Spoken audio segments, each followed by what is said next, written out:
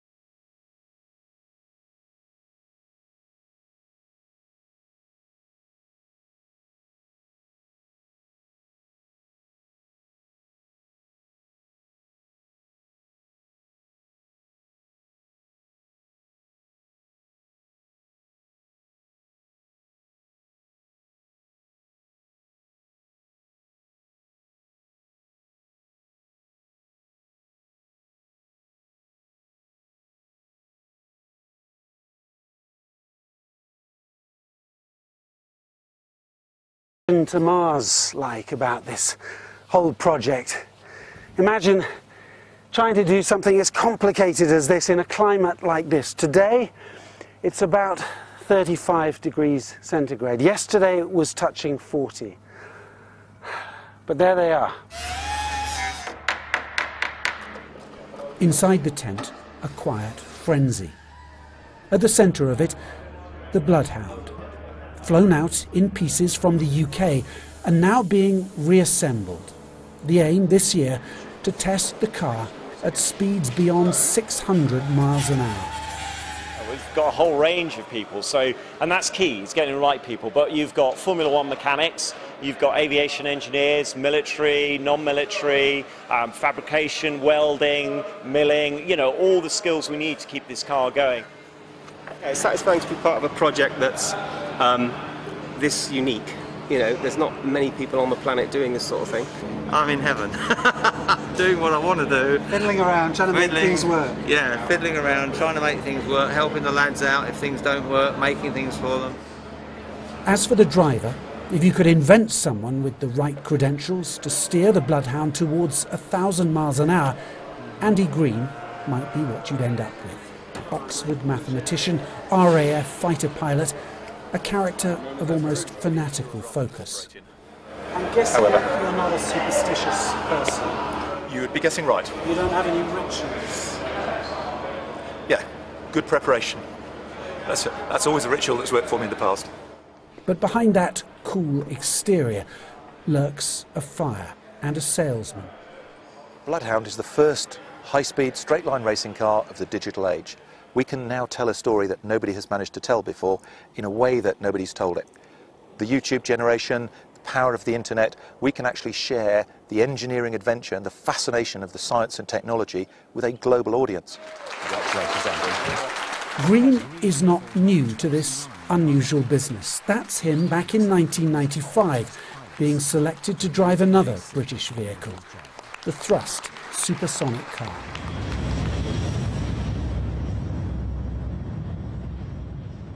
2 years later, Thrust SSC accelerated across the Black Rock Desert in Nevada, USA.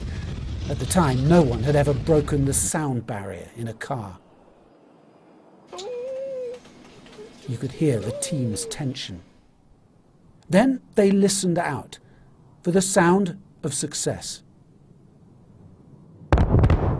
A sonic boom. Green had been clocked going 763 miles an hour, a new world record, set in 1997 and still unbeaten. But for how much longer? Today, Green has what he insists is a significantly faster car. This is where I operate the car from. As the driver, I'm looking after the steering, monitoring the engines, the electronics, the hydraulics, the brakes, the parachutes. Everything is controlled from in there. That is the nerve centre of the car. When I'm driving it, it feels unbelievably fast. The ground just gets faster and faster and faster through 300, 400, 500 miles an hour, and it just keeps coming. The wheels are made from solid aluminium. They're designed to rotate 170 times a second and survive forces of 50,000 times the force of gravity at the wheel rim. The reason we have to use solid wheels, there is no kind of rubber tyre ever created that will survive that kind of load. The only way to reach 1,000 miles an hour is to use the best technology from everywhere we can find it, including the jet engine. The car is powered by a combination of a jet engine this year and jet and rocket next year.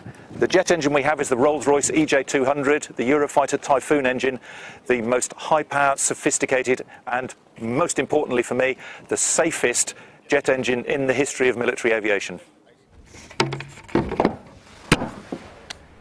Yes, you heard that right. Powered by a fighter plane's jet engine and, next year, by a rocket too, in the slot below, briefly providing more thrust than an aircraft carrier. So as you get faster, the main force you're fighting against is the drag. The drag is proportional to the square of the speed, which means that it gets more and more a problem. And in order for this car to get a lot faster than the previous car that had two jet engines, you need more power, you need more thrust, and the way to get that is to add a rocket into the car. So why race it here? Why Africa? Well, for a start, the old salt flats in the Nevada desert are getting worn out through overuse. There's a small handful of places where you can actually try and attempt the outright world land speed record. Typically, North America, Bonneville Salt Flats and the Black Rock Desert are where that has all happened for the last 4 or 5 decades. But we wanted to see if there was actually somewhere better. Now, we're very lucky we got the support of Swansea University to actually search the whole globe for the first time ever, to actually do a full geosensing, remote sensing survey to try and find a place that was flat enough and long enough and also flooded regularly to actually repair and heal the surface so it remained a smooth, dry lake bed. By the time we'd been through all of that, we finished up with a list of a couple of dozen that I went to visit. This was the best place I saw anywhere in the world. But the best place in the world still needed a little tidying up. More than a little. The flat mud of the Hackskeen Pan still had some rocks in it. Now, every single one of these has been dug out by hand by one of the local people. Every single one of these was embedded and stuck in the surface. So it's not just a case of walking along and picking them up. They've gone along with tools, dug each bit out, put it in a bucket, which goes into a wheelbarrow, which then goes out to a pile, which then gets picked up by a tipper truck, which then gets brought here to one of 25, 30 different piles all the way around a Hackskeen Pan of debris like this.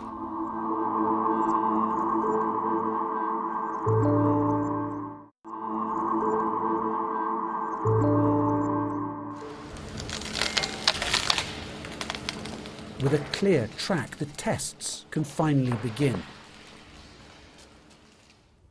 One of those who helped remove the rocks, Ricardo Bota, is now a safety marshal.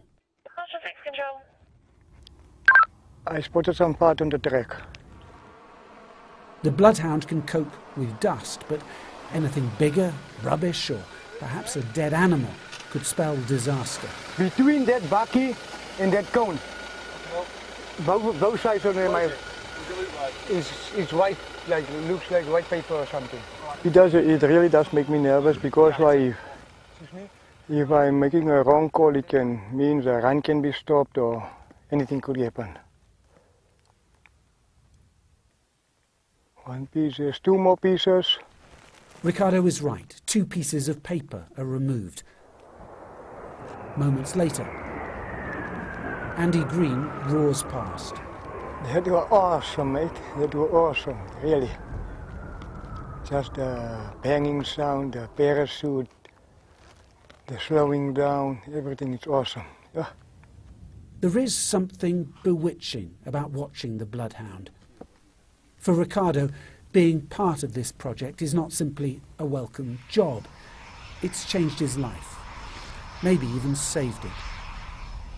I was involved in the gangsterism, drugs, thefting, housebreaking, everything that's illegally, actually, you can say. And yes, I've been in jail once for 20 months because of some attempted theft out of a motor vehicle.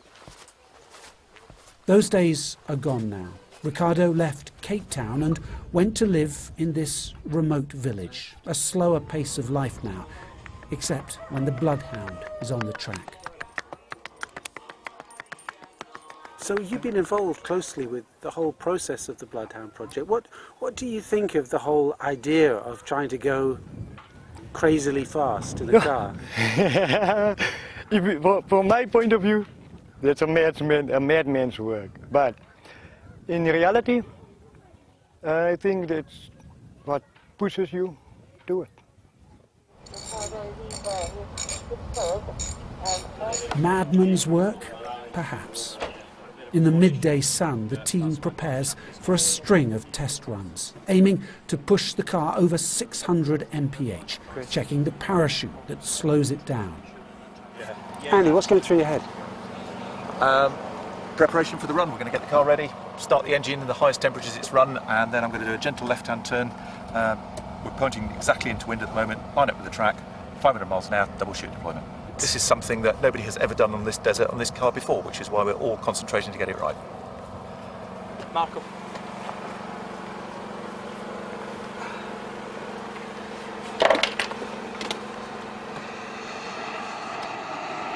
The Bloodhound moves into position, half Formula One, half Space Shuttle.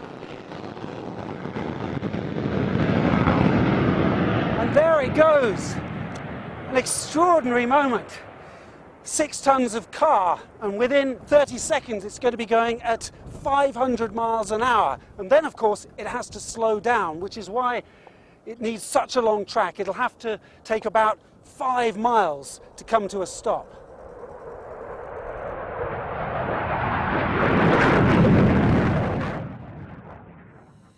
Each run is brief and dangerous. Green battling against a crosswind to keep the car on track.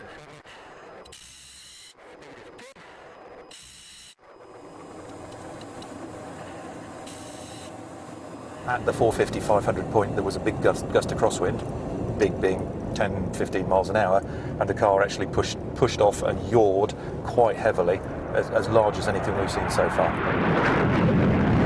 You know, even in this modern computer-driven age, there's still a lot of wind tunnel testing done, and ultimately the test pilots go out and find out what the reality is, as opposed to what the computers say. So we are still in an era where test and development is about going out to do things rather than taking a computer prediction and building it right first time. And after every test, a post-mortem. The car is actually tracking slightly sideways up the track. I corrected it, then pointed the car down the track, but of course the car is actually having to generate a bit of side force into the wind, so it's actually using the aerodynamics of the body and a little bit of the wheel grip, tracking sideways to actually offset the push, and you can physically see that in the wheel tracks.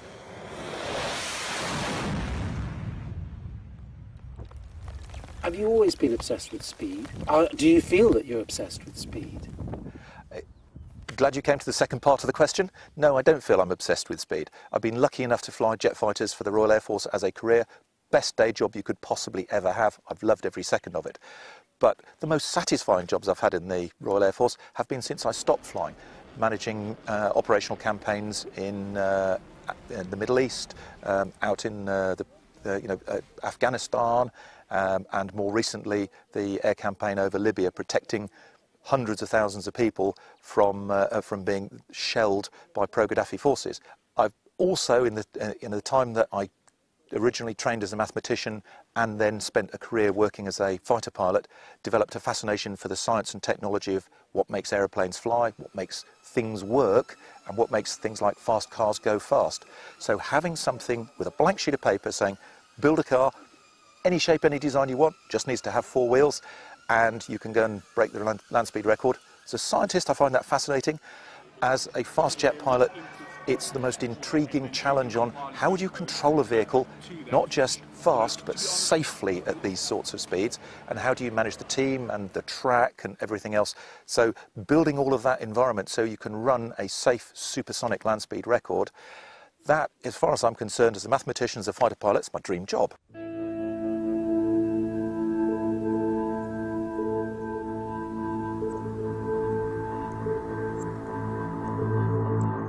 One thing that's really struck me about this ludicrously ambitious operation is quite how precarious it feels. There's no multinational backing it for now, no big government stepping in. Instead, what you basically have are private individuals, small companies looking for sponsorship, hustling for backers, and you get the feeling that almost any day this could collapse.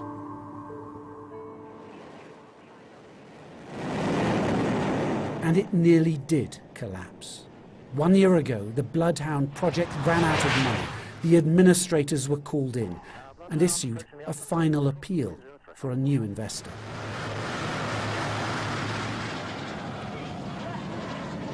When we went under, I was hopeful that something would happen, something would change, and someone would come in and go, realise we can't lose this project.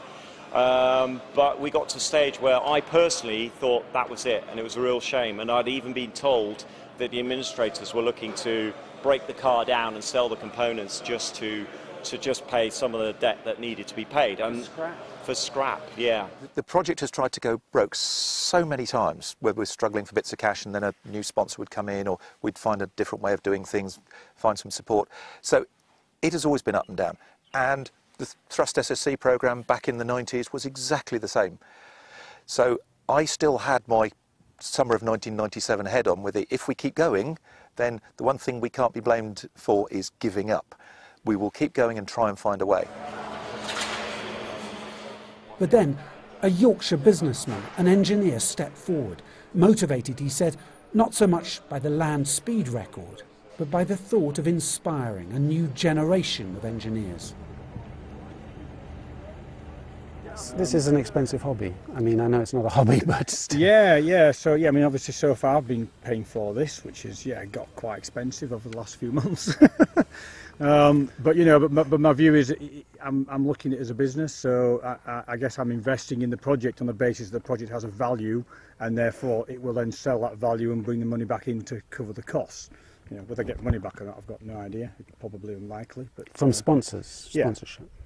Yeah, through sponsorship. People who want their name on the side of that. Yeah, that's right. So, but to be fair, if I don't get the money back, then it's a great way to spend the kids' inheritance, isn't it? So.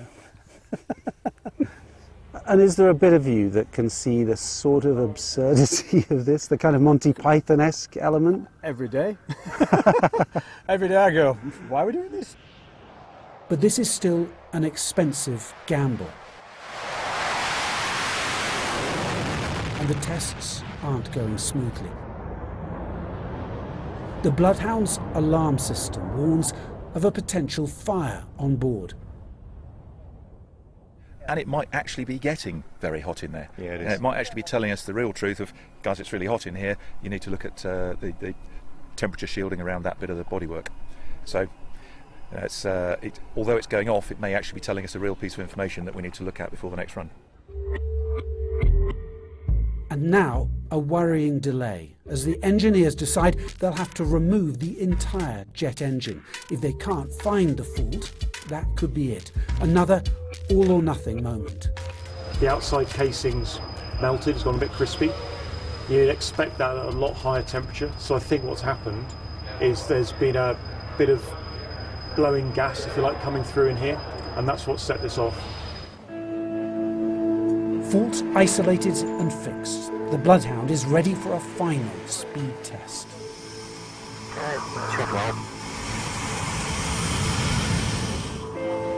After weeks of frustration, the target is still 600 mph.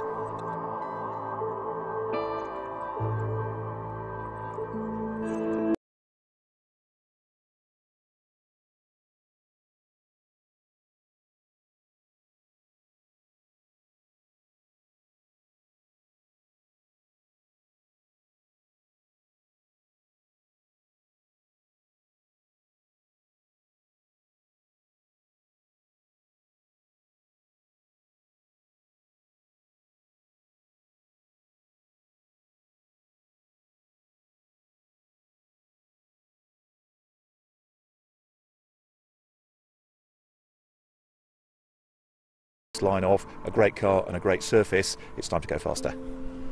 So now it's time to pack up, take the car back to Britain, analyse the tests, fix on the rocket, and then try to find enough money to come back here to South Africa to push this car to its absolute limit.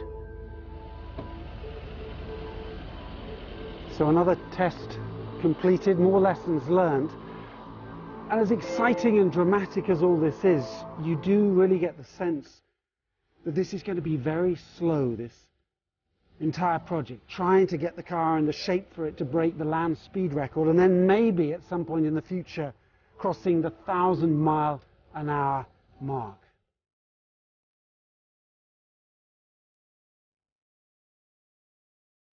Realistically, world record, when? 18 months should be possible. There's a lot of things to consider for the next phase of the project. I mean, first of all, the main thing is funding. We need to get some more sponsors on board to take us to the next level and get some funding in place.